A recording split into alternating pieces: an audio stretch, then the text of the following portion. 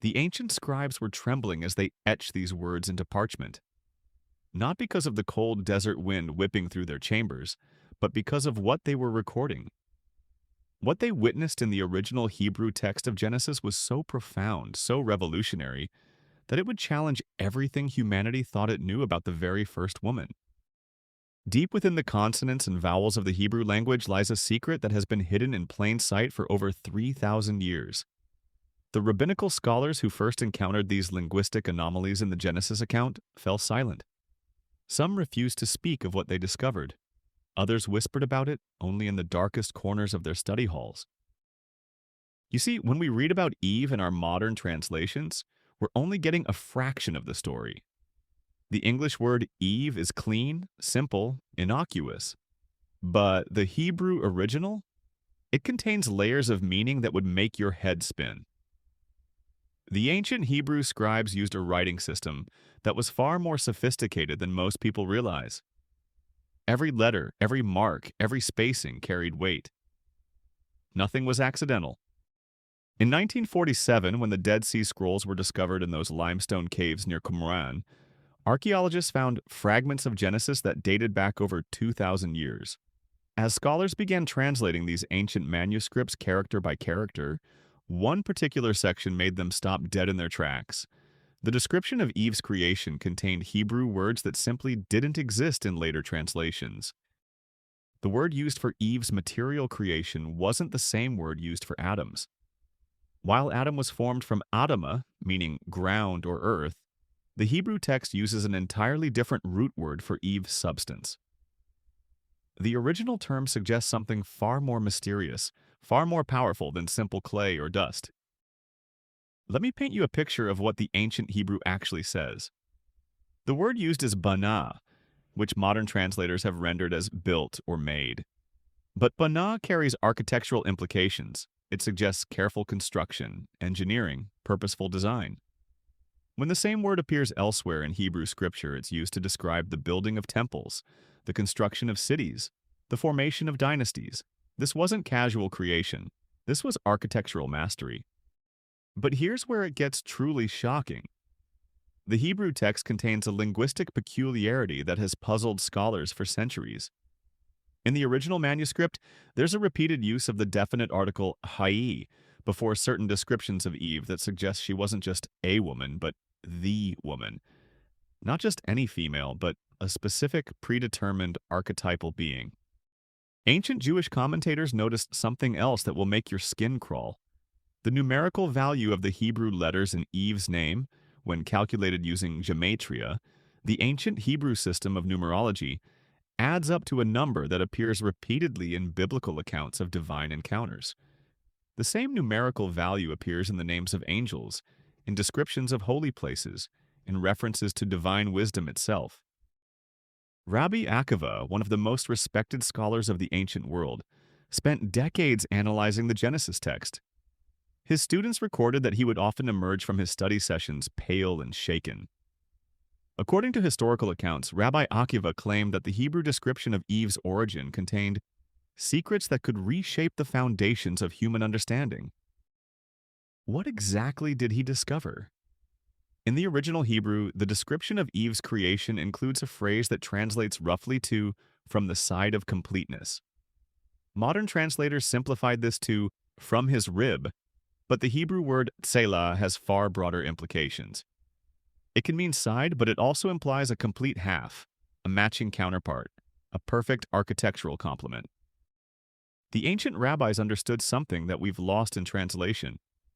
They spoke of Eve not as an afterthought, not as a helper created from leftover material, but as the completion of a design that was incomplete without her.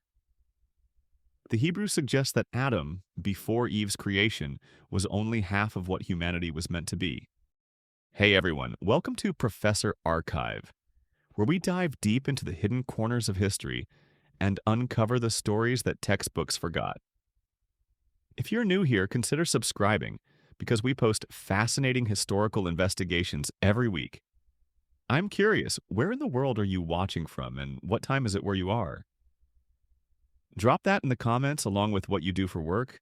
I love connecting with our global community. But let's get back to this linguistic mystery that would make Dan Brown jealous. In medieval Jewish texts, there are references to a tradition that claims Eve possessed knowledge that was hidden from Adam. Not forbidden knowledge, but essential knowledge. The Hebrew root of her name, Shava, connects to the word chai, meaning life, but also to chaza, meaning to perceive or to prophetically see. The ancient scribes seem to be suggesting that Eve was created with a different kind of consciousness, a different way of perceiving reality. This wasn't about intelligence or superiority, but about complementary abilities that made the human species complete only when both perspectives were present. Here's where modern archaeology intersects with ancient linguistics in the most fascinating way. Clay tablets discovered in Mesopotamia, dating back 4,000 years, contain creation accounts that predate the Hebrew Genesis by centuries. These accounts describe the first woman using terms that mirror the mysterious Hebrew descriptions of Eve. The consistency across cultures and languages suggests that the Hebrew scribes weren't inventing this story. They were preserving an even more ancient tradition. Dr. Sarah Melamed, a linguistic anthropologist at Hebrew University, has spent her career analyzing these ancient texts. Her research suggests that the Hebrew description of Eve contains technical terms that wouldn't have been familiar to nomadic tribes but would have been perfectly clear to people with advanced understanding of biology and consciousness. The word used to describe Eve's breath of life is different from the word used for Adam's breath of life. While Adam received nishmat chayim, the breath of life, Eve's animation is described using a term that suggests a different quality of consciousness, a different type of awareness.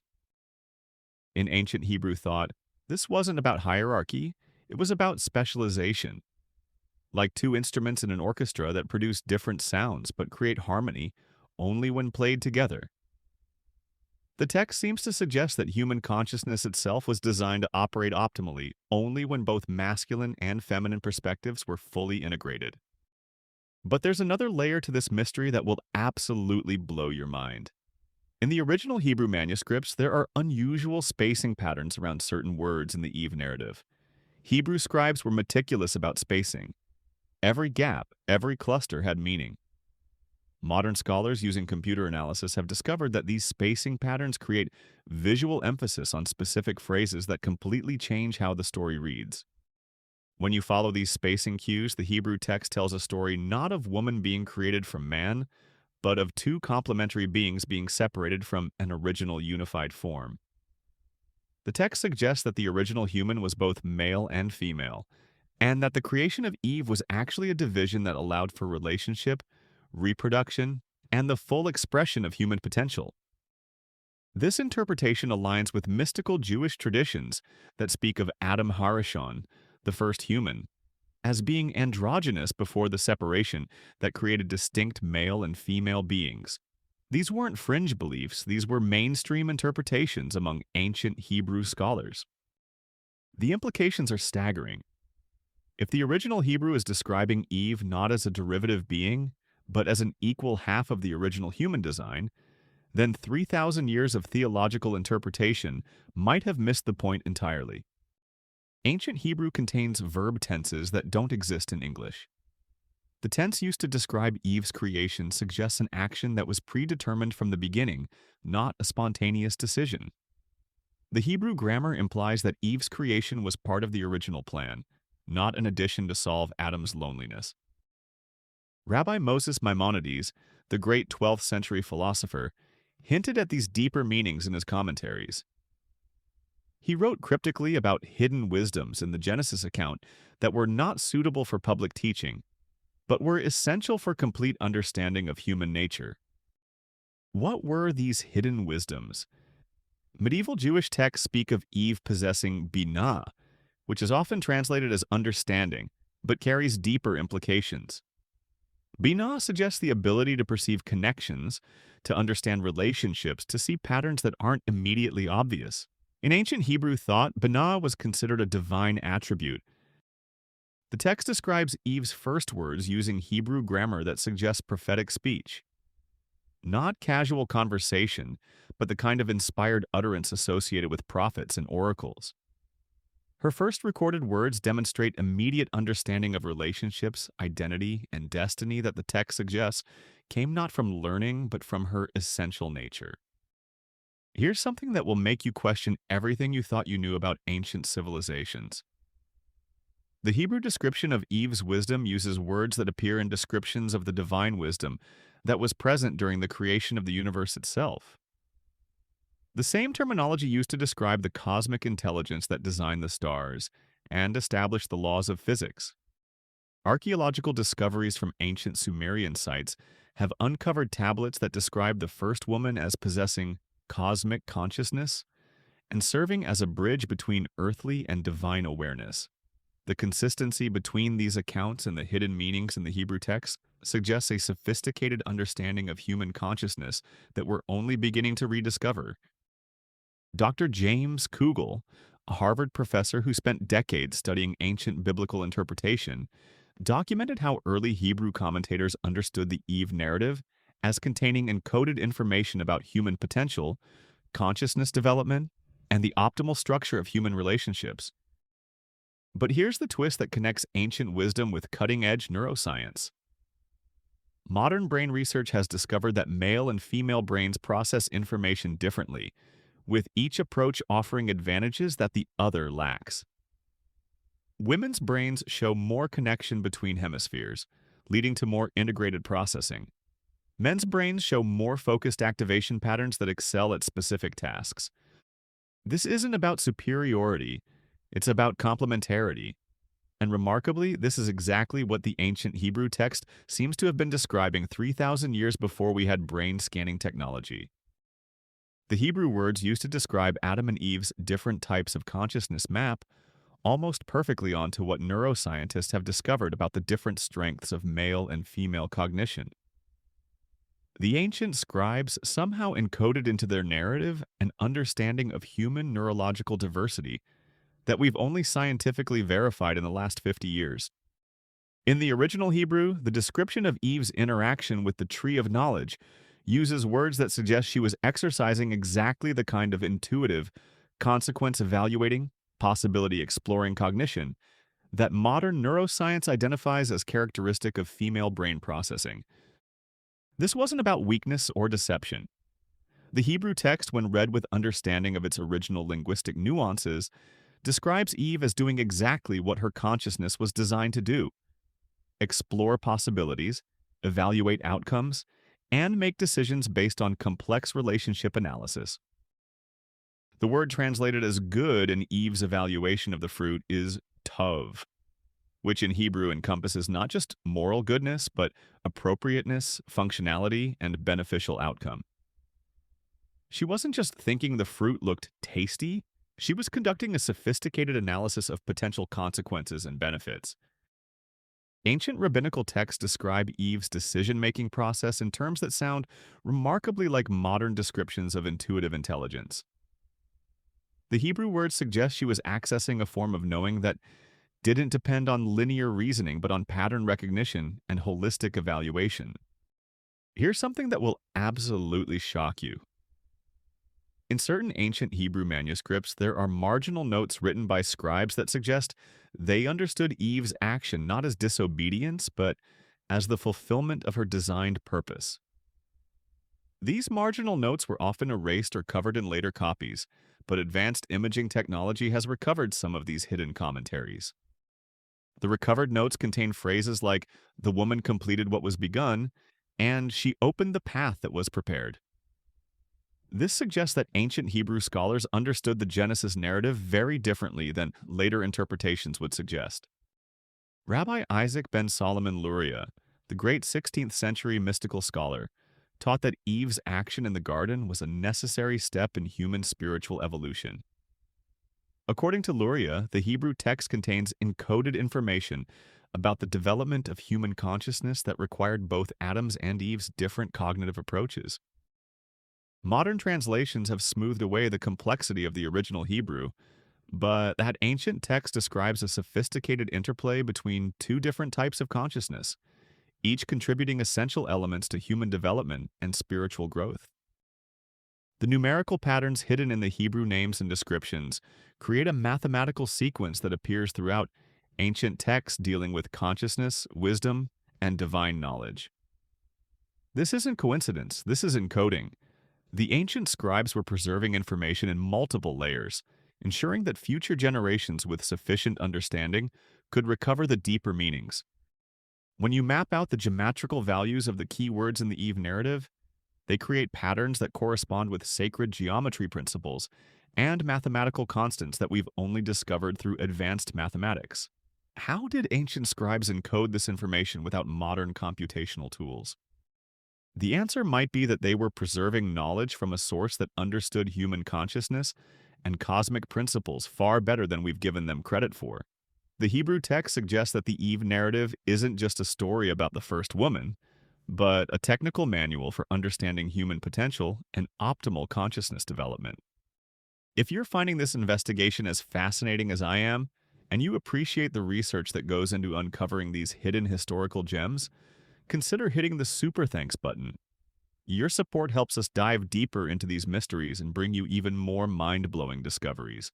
Every contribution helps us access rare manuscripts and specialized databases that make investigations like this possible. In Kabbalistic tradition, the tree of knowledge represents the development of discriminating consciousness, the ability to distinguish between different possibilities and make complex decisions.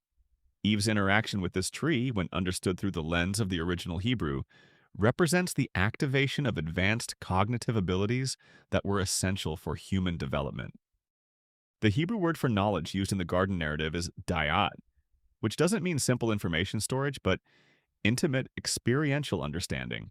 The same word is used to describe the deepest forms of human relationship and divine connection. Eve wasn't seeking trivial information, she was accessing a form of consciousness that would enable humanity to fulfill its cosmic purpose. Ancient Jewish texts speak of humanity's role as partners in completing creation. This wasn't about dominion or exploitation, but about consciousness development that would enable humans to serve as bridges between the physical and spiritual dimensions of existence. The Hebrew description of Eve suggests she was specifically designed to facilitate this consciousness development. The word used to describe the fall in Hebrew is nafal, which can mean fall but also means to arrive, to come upon, or to happen unexpectedly.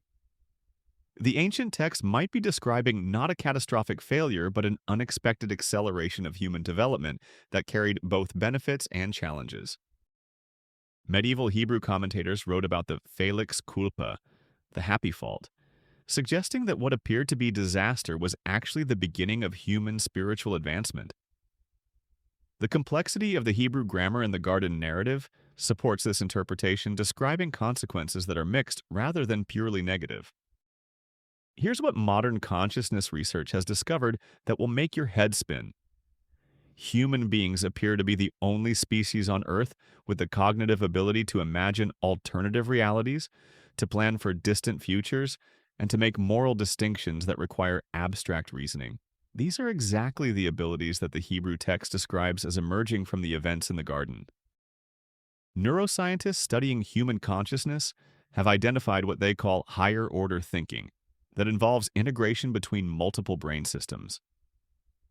This integrated consciousness allows for creativity, ethical reasoning, and spiritual awareness that appears to be unique to humans. The Hebrew description of post-garden human consciousness maps perfectly onto these scientific discoveries.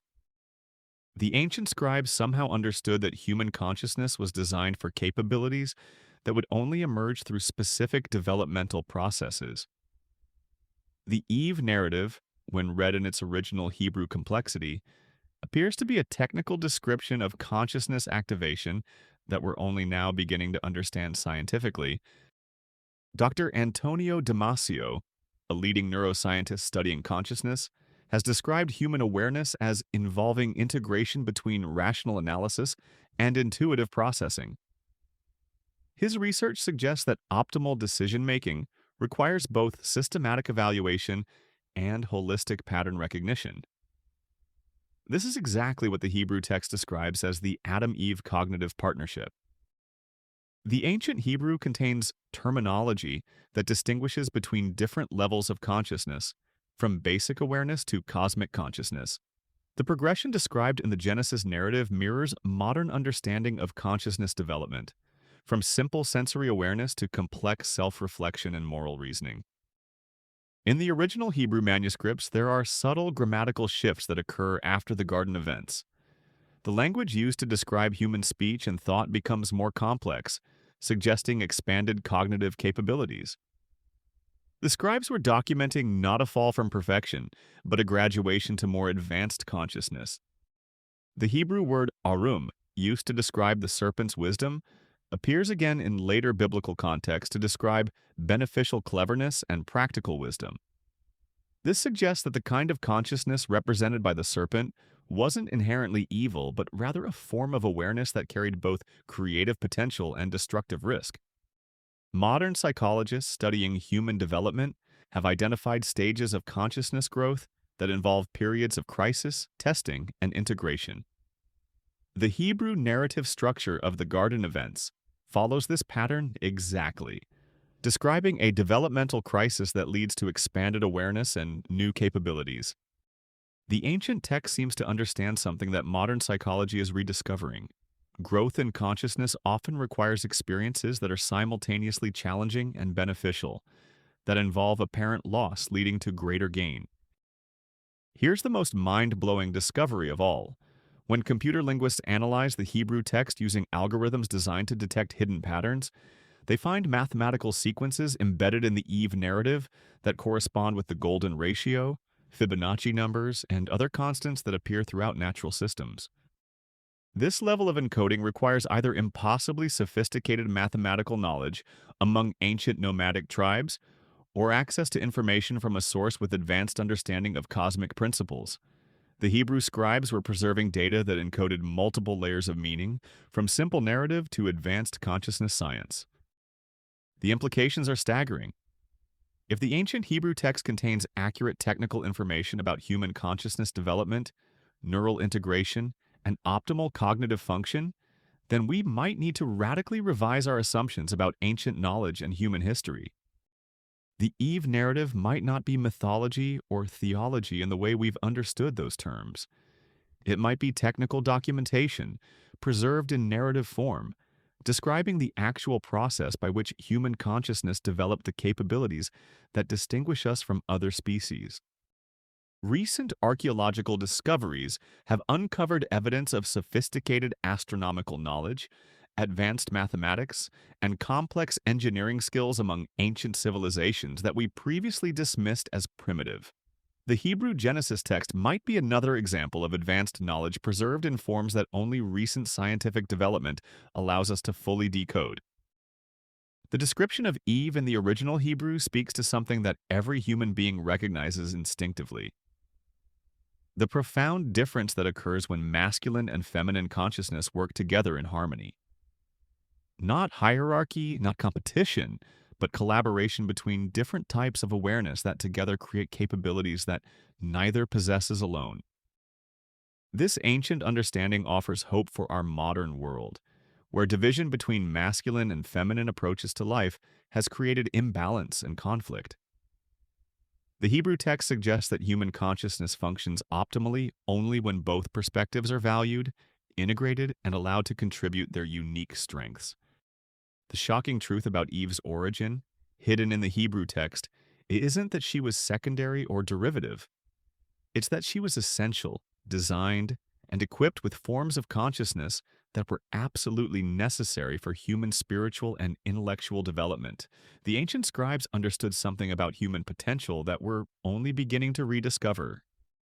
As we stand at the threshold of new discoveries about consciousness, artificial intelligence, and human potential, these ancient insights offer guidance that could be crucial for our future development. The Hebrew text suggests that the key to optimal human consciousness isn't in choosing between different approaches, but in integrating them. The mystery of Eve's origin challenges us to reconsider not just ancient history, but our current understanding of human nature, consciousness development, and optimal ways of living. Hidden in those ancient Hebrew consonants and vowels are clues to human potential that could revolutionize psychology, neuroscience, and our approach to human relationships. What secrets might we still be missing? What other ancient texts contain encoded scientific information that we haven't yet learned to decode? The investigation continues, and every discovery raises new questions about the sophistication of ancient knowledge and the true history of human consciousness development. Thanks for joining me on Professor Archive for this deep dive into one of history's most fascinating linguistic mysteries. If this investigation sparked your curiosity, explore our other videos uncovering the hidden secrets of ancient texts. Until next time, keep questioning, keep discovering, and remember that the most profound truths are often hidden in plain sight, waiting for the right moment to be revealed.